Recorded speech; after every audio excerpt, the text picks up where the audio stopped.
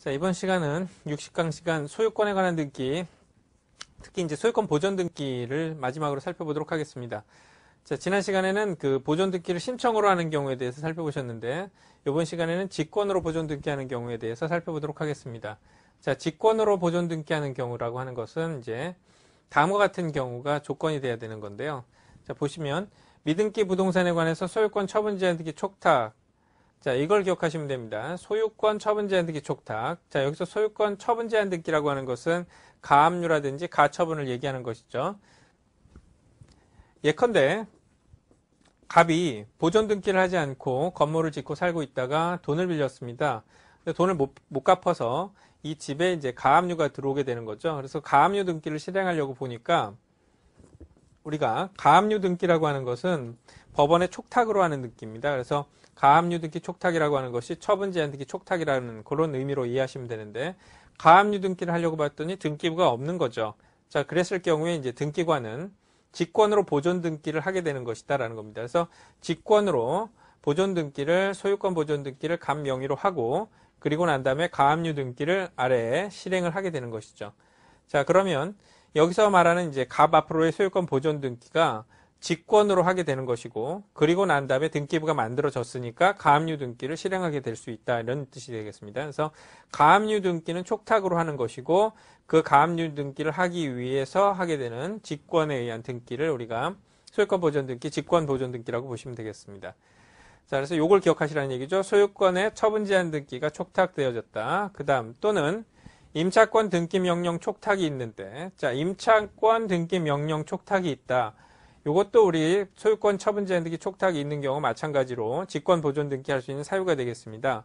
자, 보존 등기를 하는 사유에 이제 임차권 등기 명령에 의한 촉탁도 하나 기억해 두시는데, 이 얘기는 뭐냐면 존속 기간이 끝나고 보증금을 돌려받아야 되는데 돌려받지 못했을 경우에 법원에다가 임차권 등기 명령 신청을 하면 법원에서 임차권 등기를 하라라고 하는 그 촉탁을 하게 되는 것이죠. 등기소에. 자, 그런 촉탁에 의해서 임차권 등기 하려고 봤더니 그 집이 미등기라. 그러면 그때는 직권으로 보존 등기 할 수 있다는 얘기가 되겠습니다. 자, 임차권 등기 명령 촉탁도 중요하지만 요걸 잘 기억해 두세요. 소유권의 처분 제한 등기 촉탁이 있을 때, 특히 이제 소유권에 관한 처분 제한 등기 촉탁이 있을 때 직권 보존 등기를 합니다. 자, 직권 보존 등기 사유로 기억하시고요. 그다음에 이제 법원의 처분 제한 등기, 구체적으로 이제 경매 개시 결정 등기라든지 가압류 등기라든지 처분 금지 가처분 등기라든지, 그다음에 회생 절차 개시 결정 파산 선고, 자, 이런 것들, 그리고 주택 상가 건물의 임차권 등기가 포함된다. 그래서 주택 상가 건물의 임차권 등기, 임차권 등기 명령에 의해서 그 촉탁되었을 경우에 직권 보존 등기 가능하다라고 보시면 되겠습니다.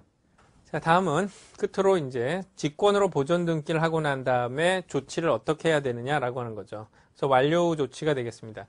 자, 완료 후 조치는 우리가 등기 신청 절차에서 살펴보셨죠. 그래서 완료 후 절차라고 하는 것은 특별한 것은 아니고 등기가 제대로 됐다라고 하는 것을 이제 알려주는 절차라고 보시면 되겠죠.